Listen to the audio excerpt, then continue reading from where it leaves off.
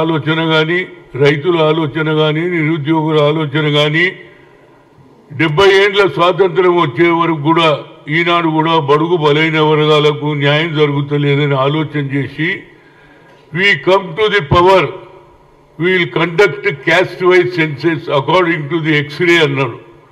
అది ఎస్సీ కావచ్చు, బీసీ కావచ్చు, మైనార్టీ వీళ్ళకు నేను న్యాయం చేస్తా అన్నాడు. 50% సీలింగ్ కూడా ఎత్తేస్తా అన్నాడు.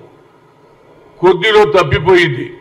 ఇంత మెజార్టీ వచ్చింది, బహుశా 230 దానికా మాకు వచ్చినా వాళ్ళకు మెజార్టీ వచ్చింది. కానీ యావత్ భారతదేశంలో బడుగు బలైన వర్గాల వారు రాహుల్ గాంధీ నాయకత్వాన్ని బలపరచాలని ప్రయత్నం చేసి మెజార్టీ ఓట్లు తీసుకొచ్చారు. కానీ తుదిలో మూడోసారి కూడా నరేంద్ర మోడీకి అవకాశం వచ్చినా ఇవాళ ఆయన ఇండియా కూటమి అపోజిషన్ లీడర్గా అన్ని అర్హతలు ఉన్నాయి.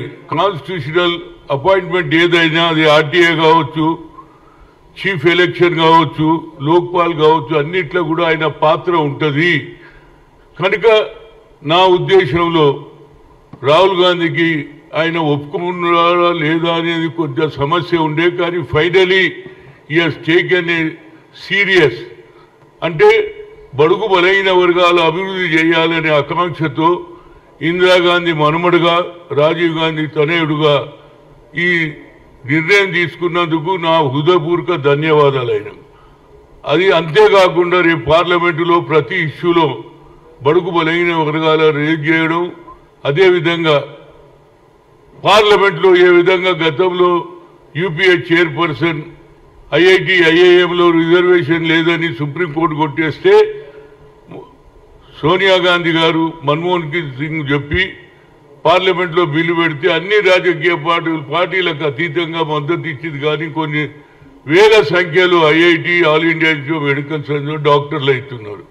ఇవాళ సమయం వచ్చింది కనుక ఆయన తప్పనిసరిగా బడుగు బలైన వర్గాల వాయిస్ అక్కడ వినిపించాలి, వారికి న్యాయం జరగాల్సినట్టు చూడాలనేది నా ముఖ్య ఉద్దేశం. అయితే ఓబీసీ ఎంపీస్ కన్వీనర్గా గత 11 ఏళ్ళు ఫైట్ చేసి ఐఐటి ఐఐఎంలో తెచ్చాము. అదేవిధంగా సోషల్ జస్టిస్ మినిస్ట్రీలో ఎస్సీ పార్లమెంటరీ వేరు, బీసీ పార్లమెంట్ వేరు, అదేవిధంగా ఎస్టీ చేయగలిగిన మీరా కుమార్కి చెప్పి చేసింది. కాబట్టి మరొకసారి ఆయన పార్లమెంటులో మా వాయిస్ రేజ్ చేయాలి, బిల్లు తీసుకురావాలి. అన్ని పార్టీలు కూడా చట్టసభలో 50% రిజర్వేషన్ అడిగే సమయంలో మా నాయకుడు ఇవాళ అపోజిషన్ లీడర్గా అయిండ్రు. ఆయన మీద తప్పనిసరిగా ప్రజల అభిమానం ఉన్నది. ప్రజలు కూడా ఈనాడు సంతోషంగా ఉన్నారు. ఎట్టకేలకు నిన్న ఆయన ఓటు తీసుకున్నాక ఆయన ఎట్లయితే ఒప్పుకున్న తర్వాత అపోజిషన్ లీడర్గా ఎన్నిక ప్రభుత్వం తీసుకోవడం, ఆయనకు అన్ని అవకాశాలు వస్తాయి. కాబట్టి మా ఇష్యూను తప్పనిసరిగా చేస్తే మేము కూడా అన్ని రాష్ట్రాలు తిరిగి తప్పనిసరిగా వారికి ఏదైతే మద్దతు తెలపడానికి, రాజకీయాలకు అతీతంగా బీసీ జనాభా ఎక్కువ ఉన్నది, ఎస్సీలు ఉన్నారు, వీళ్ళందరూ కూడా సరి అయిన న్యాయం జరగాలనేదే నా ముఖ్య ఉద్దేశం. ఏదైనా నా హృదయపూర్వక ధన్యవాదాలు. దీని మీద నేను శాయశక్తుల అన్ని రాష్ట్రాలలో నాకు పరిచయం ఉన్నది. అందరు ఎంపీలను కలుస్తాం, అందరికి ఒప్పిస్తాం.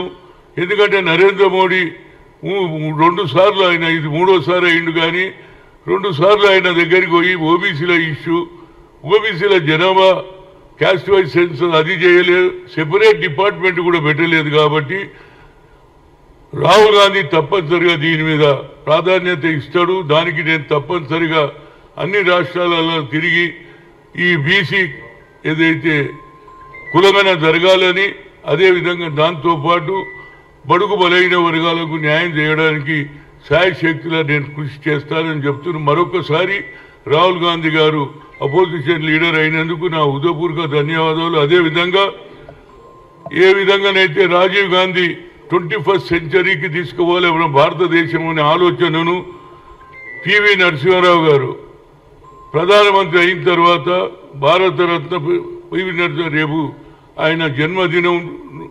103వ జన్మదినం.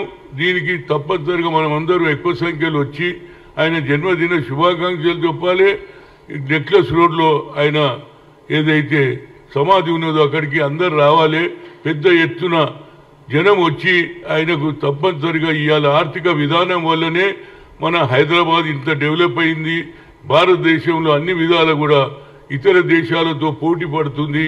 అది సాఫ్ట్వేర్ కావచ్చు, హార్డ్వేర్ కావచ్చు, అదేవిధంగా ఎడ్యుకేషన్ కూడా ముందుకు తీసుకుపోవాలి అని ఆలోచన చేశాడు. పివి గారికి రేపు ఆయన జన్మదిన శుభాకాంక్షలు అడ్వాన్స్ చెప్తూ రేపు అందరూ కూడా రావాలని కోరుతున్నాం. Okay, right, thank you.